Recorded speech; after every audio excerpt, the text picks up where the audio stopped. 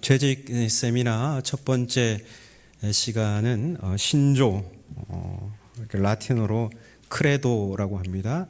나는 믿습니다, 이런 뜻이에요. 이 재직 세미나 첫째 시간에 이 신조를 제가 이제 맡게 되었는데, 우리가 베드로전서 3장 15절에서 말씀에서 읽었듯이 재직은 우리에게 소망에 관한 그 이유를 묻는 이들에게 항상 대답할 준비가 되어 있어야 합니다. 즉, 우리가 믿는 진리에 관해서 누군가 물어본다면 거기에 대해서 우리가 항상 대답할 준비가 되어 있어야 한다는 것이죠. 그래서 재직 세미나 첫 번째 시간에는 우리 장로교, 신조, 내가 믿는 진리에 관해서 함께 좀 나눴으면 합니다. 그런데 지금 2시 19분입니다. 50분까지 예배를 마치기로 되어 있는데요. 이후에 순서가 있어서 제게 주어진 시간은 지금으로부터 약 한 20분에서 25분입니다. 그런데 이 성경에 있는 우리 진리를 굉장히 압축해서 나눠드린 그 유인물에 총 몇 장까지 말씀이 있죠? 12장, 1장에서 12장까지 말씀이 있는데, 내용이 있는데 아주 압축한 거예요. 이 압축된 내용을 이 짧은 시간에, 사실 하나의 주제도 이 짧은 시간에 다 설명되기는 어려운데요. 우리 성도님들께서, 재직들께서 이미 잘 알고 있는 바도 계시겠고, 그럼에도 제가 조금 더 첨해야 할 내용이 있다면 좀 말씀을 드리고, 좀 빠르게 좀 지나가야 될 부분은 지나가고, 근데 제 목표는 한 8장까지 하고 싶은데 시간이 허락될지는 모르겠습니다. 나머지는 다 하지 못한 부분들은 유인물을 참고하시고 잘 읽어 보시는 것으로 대체하겠습니다. 먼저 우리 유인물 보시고 1장 내용을 혹시 받지 못하신 분 계십니까? 유인물 혹시 손을 들어 표해 주시면 전달해 드리겠습니다.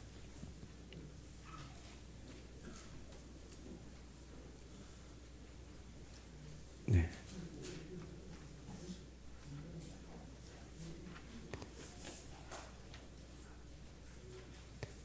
네, 전사님. 네, 이쪽. 네. 혹시 받지 못하신 분은 잠시 옆 사람하고 같이 보시고 몇 부 더 복사해서 드리겠습니다. 네. 자, 1장을 함께 읽겠습니다. 시작.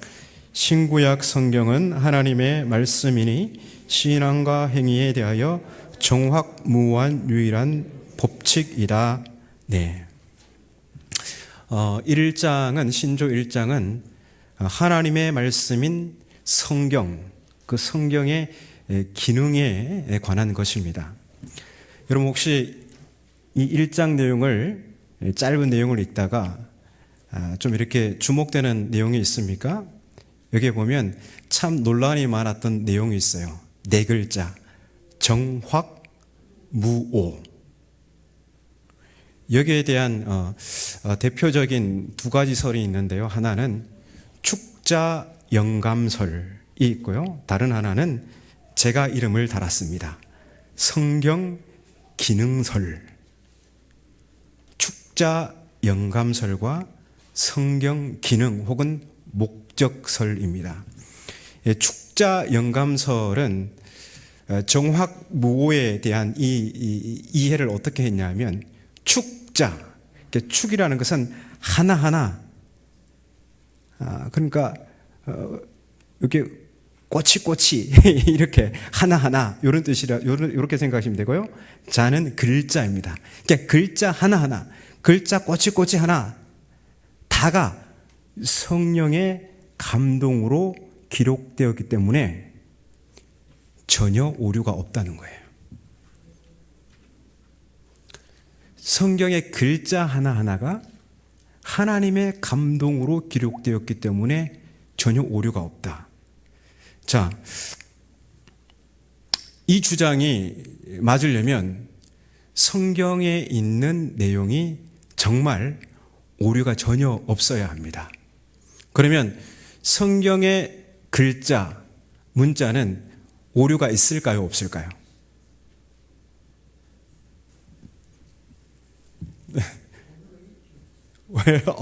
우리 김창회 장로님께서 오류가 있죠. 아주 담대하게 말씀해 주셨는데요.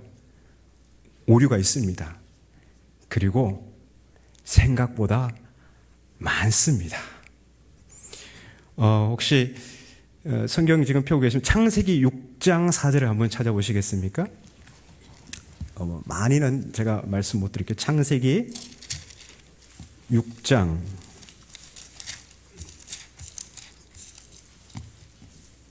4절.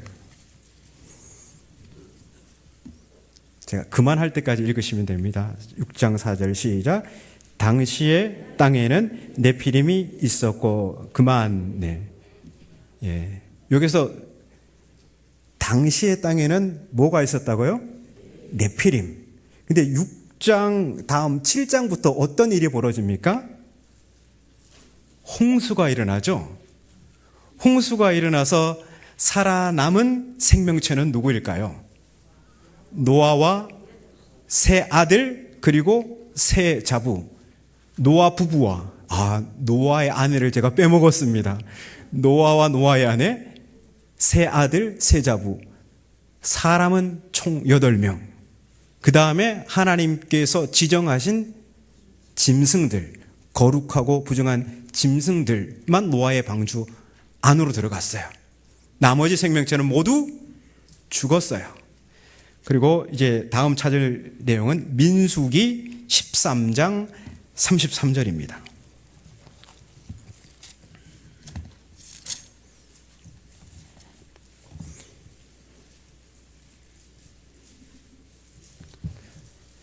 민수기 13장 33절 함께 읽겠습니다. 시작. 거기서 네피림 후손인 아낙 자손의 거인들을 보았나니 그만. 네. 어떻게 된 걸까요? 노아의 홍수 때 알고 보니까 네피림이 불사조처럼 살았다가 그 후손이 다시 생겨난 걸까요? 지금 이때는 언제예요? 출애굽한 이스라엘 백성이 가나안 땅을 향해 가다가 모세가 12명의 정탐꾼을 가나안 땅에 보냈어요. 근데 가나안 땅에 누가 살고 있었다고요? 네피림의 후손. 네피림이 노아의 홍수 때 다 생명체가 전멸했는데 갑자기 어디서 나온 것일까요? 이건 노아의 홍수 때 하나님도 모르게 네피림 한 쌍이 살아났던지 아니면 이 성경의 글자가 문제든지 뭐 그럴 수 있겠죠. 성경에 이렇게 오류가 있습니다. 또 여호수아 10장을 한번 찾아보겠습니다.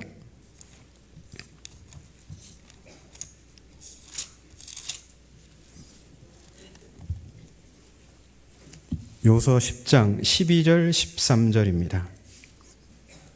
12절 13절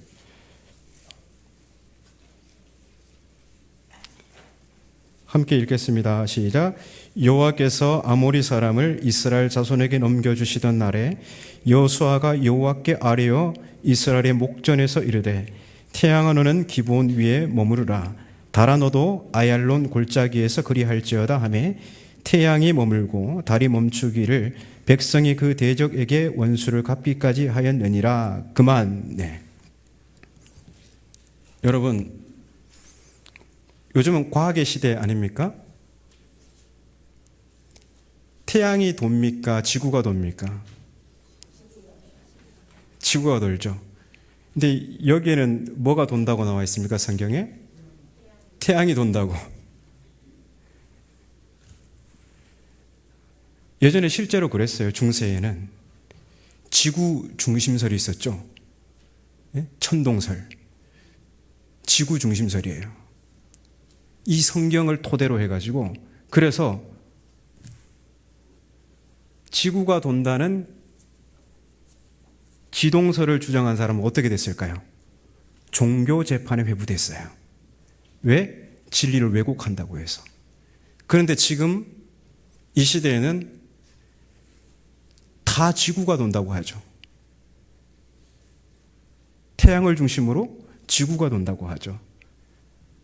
그럼 이 성경이 잘못된 거예요? 지금 과학이 잘못된 거예요? 근데 이런 내용을 우리에게 물어오는 사람들에게 어떻게 대답할 거냐는 거죠. 성경이 정확 모호하다며 축자 영감설 글자 하나하나는 오류가 없다며 이렇게 우리에게 다가오는 사람들에게 우리가 어떻게 대답할 거냐 하는 거죠. 여러분, 성경은요 과학적 세계관에 살던 사람들이 기록한 책이 아니에요. 고대 사람들은 신화적 세계관에 살았어요. 그래서 신화적 세계관에 살던 사람들의 생각했던 우주의 모습은 제가 그림으로 준비하지 않았는데요. 지금 우리가 생각하는 거하고 달라요.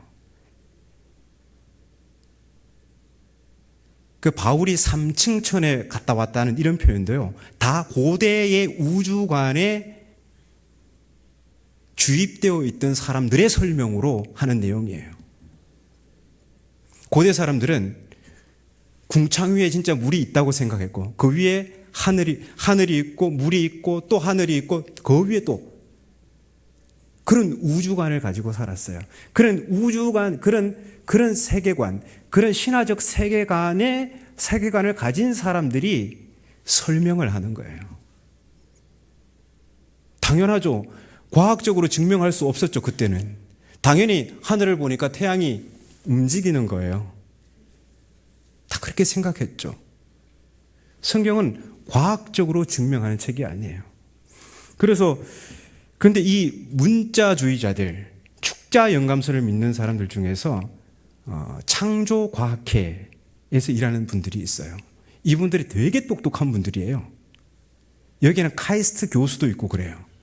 근데 이분들은 지구 나이가 6,000년이라고 그래요. 왜냐하면 성경에 그 사람들의 나이를 다 추적해서 아담까지 딱 가보니까 지구가 한 6,000년 정도 됐네 이렇게 주장해요. 그런데 상식이 있는 사람이라면, 과학을 아는 사람이라면 지구 나이는 45억 년, 우주 나이는 138억 년이라고 합니다. 성경은요, 이 사람들의 나이를 하나하나 따져가지고 그걸 정확하게 그렇게 기록한 책이 아니에요. 대략 신화적 세계관에 살아가던 사람들이 그 생각을 가지고 하나님을 설명하려고 했고 하나님의 백성의 삶을 묘사한 거예요. 우린 그 안에서 이 저자가 어떤 목적을 가지고 기록했냐, 그것을 파악하는 게 매우 중요해요. 그래서 성경이 정확무오하다 얘기했을 때, 우리가 1장에 읽었을 때 이런 말이 있죠.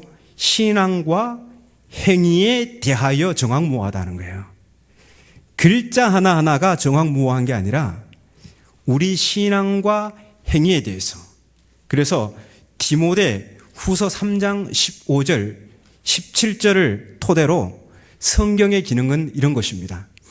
자, 성경의 기능. 성경이 신앙과 행위에 대하여 정확무오하다는 것은 하나님의 감동으로 된 성경은 그리스도 예수 안에 있는 믿음으로 말미암아 구원에 이르는 지혜가 있게 한다는 의미에서 성경은 정확무오한 거예요. 첫 번째, 하나님의 감동으로 된 성경은 그리스도 예수 안에 있는 믿음으로 말미암아 구원에 이르는 지혜가 있게 한다 라는 의미에서 정확무오한 거예요. 두 번째, 하나님의 감동으로 된 성경은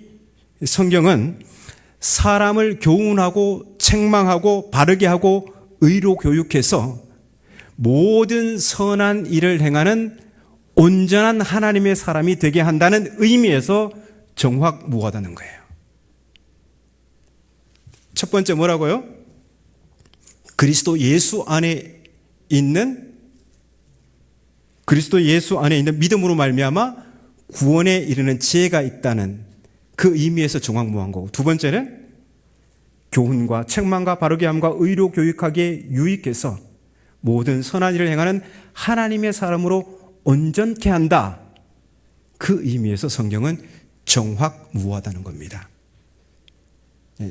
글자 하나 가지고, 그러니까 묻는 사람들이 성경은 과학적 세계관에서 기록된 책이 아니야, 신화적 세계관에서 기록된 거야. 그래서 성경에는 오류가 있어. 그렇지만 오류가 있는 성경은 이런 두 가지 유익이 있다는 점에서 정확무한 거야.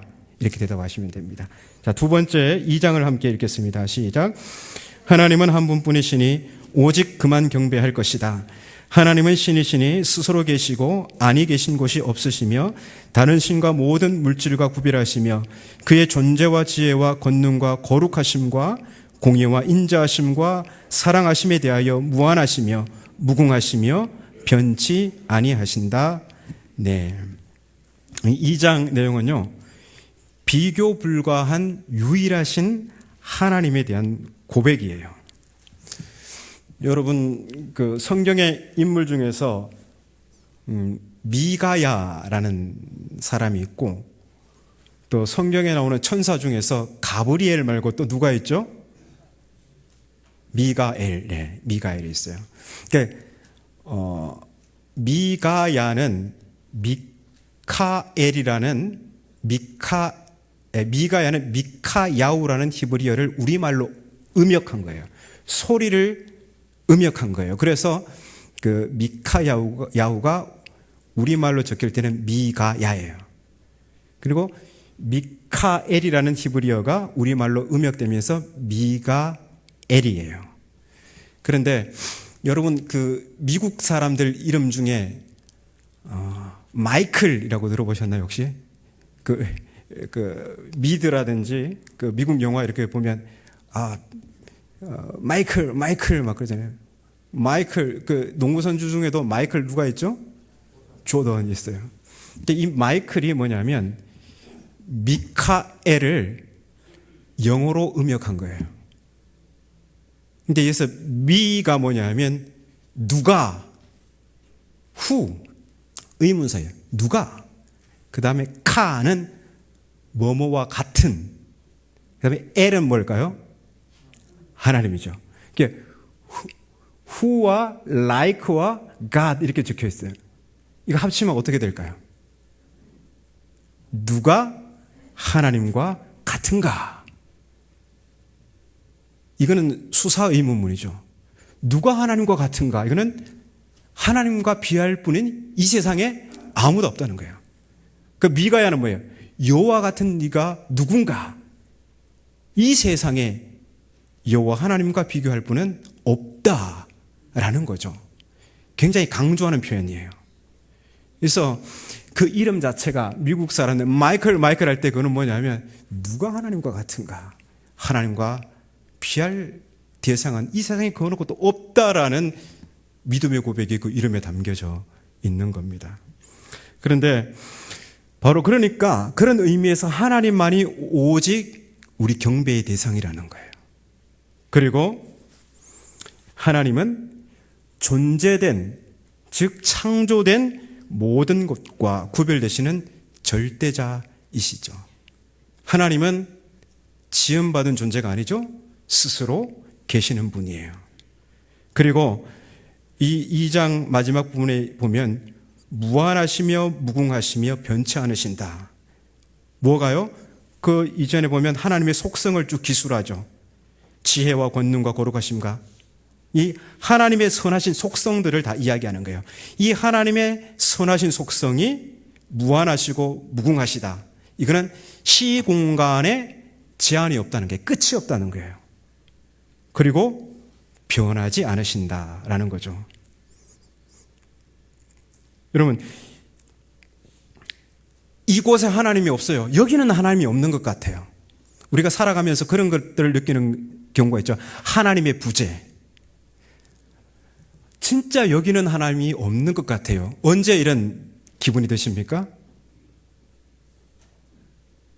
내 안이 완전히 비어있는 것 같은, 누구도 도움을 주지 않을 것 같은 그런 느낌이 들 때 하나님이 없다, 이런 생각을 들게 합니다. 그런데 이 하나님의 속성이 어떻다고요? 무한 무궁 불변하시다는 것은요, 하나님은 바로 그러한 상황에서조차도 하나님이 계시다는 거예요. 그런데 어리석은 요나는 하나님의 낯을 피할 수 있다고 생각하죠. 인간이 하나님을 피할 수 있다는 그 생각조차 어리석은 거예요. 그런데 하나님을, 내 안에 하나님에 들어와 계시면요, 나는 하나님 안 믿을 거야, 하나님을 피할 거야. 아니요. 그게 가능할까요? 아니요. 하나님께서 그 사람을 붙잡으면요, 그 사람은 하나님을 피할 수 없습니다. 자, 그러한 내용이 바로 2장의 내용이고요. 우리 3장 함께 읽겠습니다. 시작. 하나님의 본체에 삼위가 계시니 성부, 성자, 성령이시다. 이 삼위는 한 하나님이시다. 본체는 하나요, 권능과 영광이 동등이시다. 네. 이 3장은 삼위일체 하나님에 대한 압축된 설명이죠. 혹시 삼위일체 하나님에 대해서 많이 이렇게 배우셨죠? 근데 되게 아이러니한 게요, 삼위일체 하나님에 대해서 많이 들었는데 그만큼 많이 몰라요. 맞죠? 들어도 아는 것 같은데 돌아서면 모르고. 그래서 제가 한번 손을 이렇게 해보세요. 네, 이거 뭐 돈 달라는 거 아닙니다. 그리고 또 하나 이렇게 해보세요. 이렇게 해서 여기다가 이렇게 끼워 보세요. 이렇게 되면 어떻게 됩니까? 나도 얘 안에 있고 얘도 내 안에 있고. 요게 삼위일체를 이해하는 이제 핵심입니다. 여러분, 하나님은 한 분이세요? 세 분이세요? 삼위라며요. 예수님 성부 하나님, 성자 하나님, 성령 하나님. 하나님 세 분이시잖아요.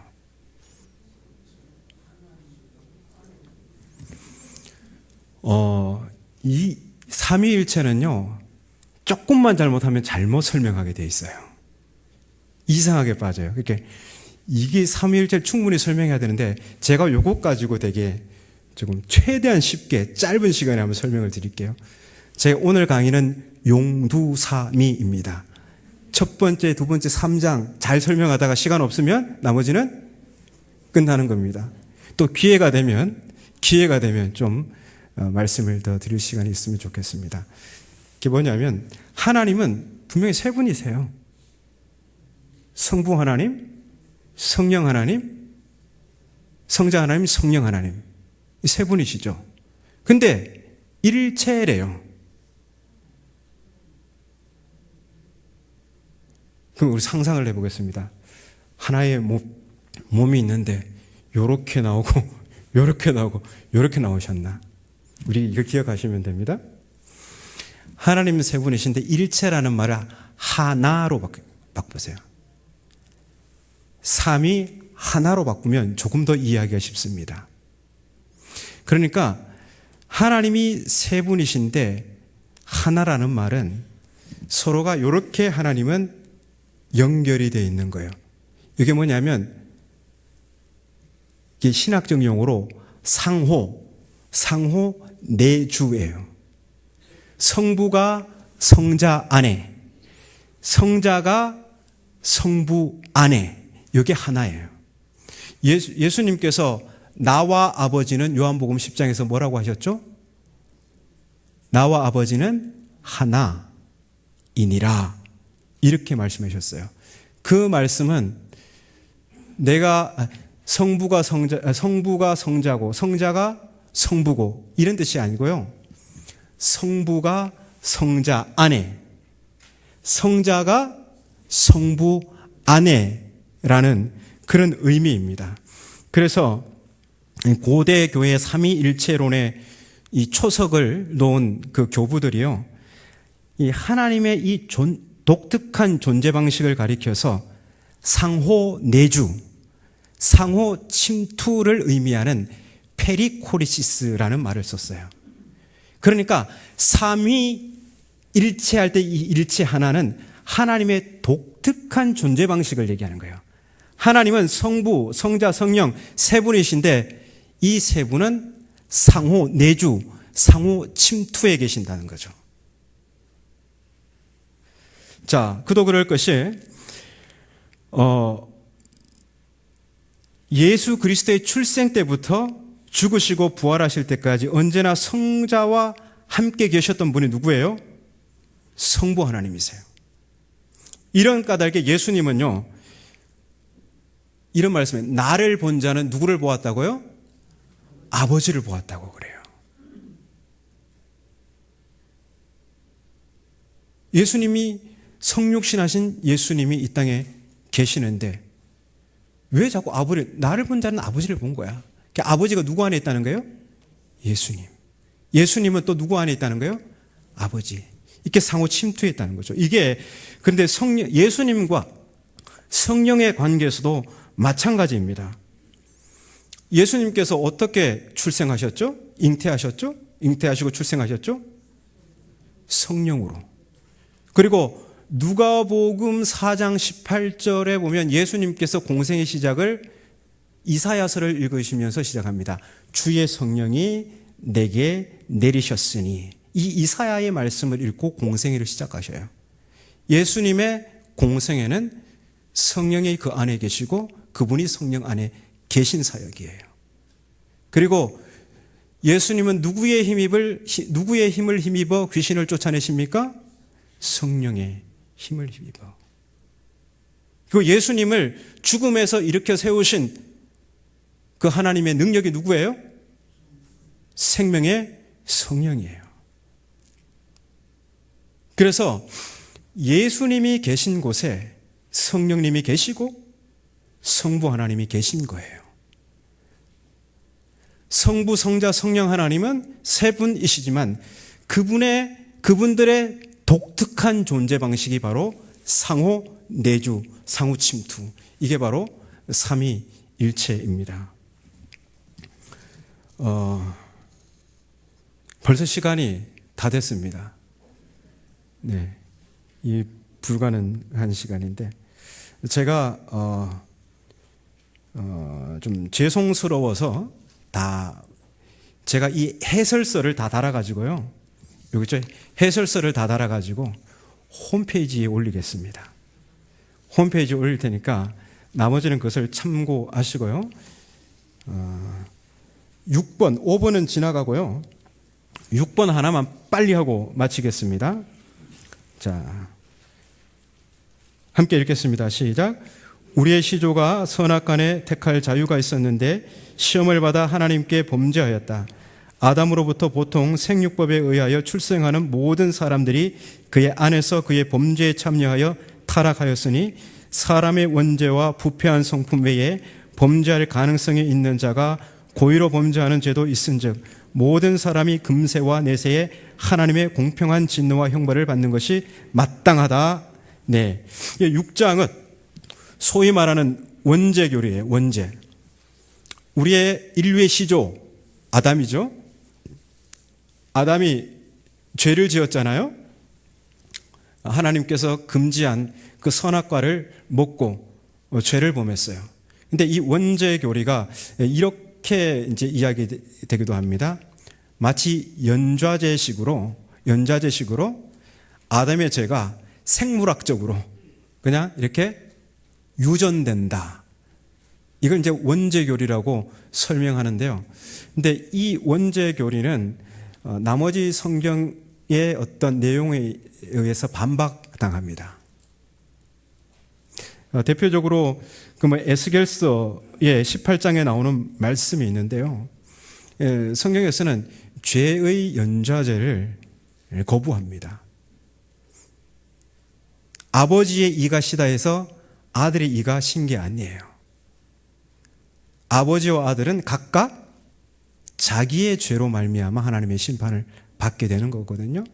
그리고 출애굽기에 보면 그 10계명에 이런 말씀이 있죠. 나를 미워하는 자의 죄를 갚되 아버지로부터 아들에게로 3, 4대까지 이르게 하거니와 나를 사랑하고 나의 계명을 지키는 자에게는 1000대까지. 여러분 여러분 이 말씀을 어떻게 문자적으로 그대로 보면 적용하기 쉬울까요? 안 쉬울까요? 매우 어렵겠죠. 저는 이 말씀을 수사적인 표현으로 봅니다. 왜냐하면 죄를 다루시는 하나님의 매우 조심하심. 그러니까 죄를 1000대까지 막 이렇게 하면 어떻게 될까요? 굉장히 난폭한 폭군의 하나님이 되겠죠.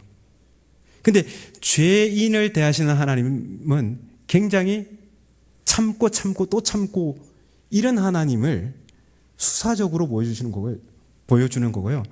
그리고 나를 사랑하고 나의 계명을 지키는 자에게는 1000대까지 은혜를 베푼다는 것은 하나님의 사랑의 크심을 그만큼 강조하는 수사적 표현이라는 것입니다. 그래서 이 원죄교리를 생물학적 죄의 유전으로 보면 이게 사실 말이 안 되잖아요. 그래서 저는 이 원죄교리를 어떻게 보냐면 아담이 창세기 3장에서 하와와 함께 죄를 범했잖아요. 하나님께서 금지한 선악과를 먹었어요. 뱀이 어떻게 유혹했죠? 이거 먹으면 하나님과 같이 되리라. 그러니까 인간이 범하는 모든 인류가 범하는 죄가 바로 이 패턴이라는 거예요. 인간의 욕망은 지난주에 얘기했지만 네페시하야, 욕망하고 욕구하는 인간은 하나님 자리에 오르기까지 하나님의 말씀에 의해서 다스려지지 않으면 그 욕망이 끝이 있을까요? 없을까요? 없어요. 끊임없이 탐닉합니다.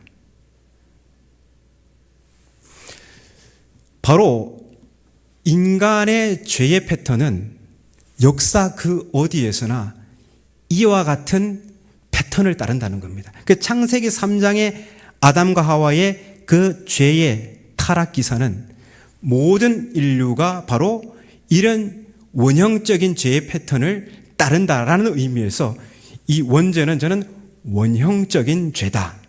모든 인간이 빠질 수밖에 없는 그 원형적인 죄의 패턴이다. 그 모델이다라는 의미에서 이제 이 원죄 교리로 봅니다. 그래서 이제 나머지 7장부터 나오는 얘기는 그런 인간이 죄의 절망으로부터 스스로 구원할 힘이 없다. 그래서 그 다음에 뭐가 나냐면 이 파국적 상황으로부터 우리를 구원해 줄 예수님의 이야기, 그 다음에 성령님의 이야기가 계속해서 이어지는데요.